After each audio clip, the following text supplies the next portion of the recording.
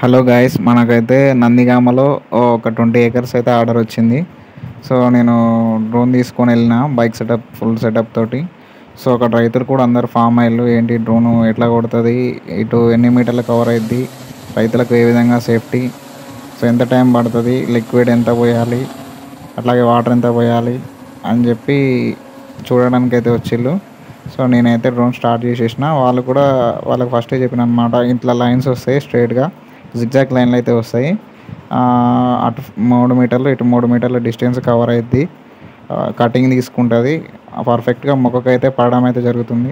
So చాలామంది రైతులలో అపోహ ఏంటంటే, ఈ తుప్పుర్లలాగా వస్తుంది కదా, గాలికి ఎగిరిపోద్దేమో, మొక్కకేం పడుతుంది అని చెప్పి చాలామంది రైతులు అనుకుంటున్నారు.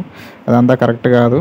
ఎందుకంటే ఫ్యాన్ రెక్కల నుంచి వచ్చే గాలి కిందికి దోయడం ద్వారా పంపు నాజిల్ అనేవి కూడా కిందికే ఉంటాయి కాబట్టి కరెక్ట్ మొక్క మొదల్లోకి పడి రిజల్ట్ మంచిగా ఉంటుంది.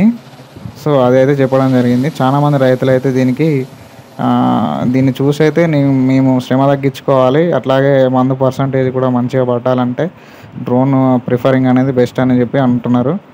సో చాలామంది అయితే ఓకే అంటున్నారు. దీన్ని అయితే నచ్చినాయి చాలామంది రైతులకు. సో మన సైడ్ వచ్చేసి ఎకరాకి 450 తీసుకుంటున్నాము. 1 ట్యాంక్ 12 లీటర్స్ వస్తుంది. ఇది 1 ఎకర్ కంప్లీట్ చేస్తుంది 5-6 మినిట్స్లలో. సో మన దగ్గర వచ్చేసి 5 సెట్ బ్యాటరీస్ ఉన్నాయి, ఒక charger, drone. So at a time 1 డేలో నేను 15 ఏకర్స్ దాకా కంప్లీట్ చేయగలుగుతా.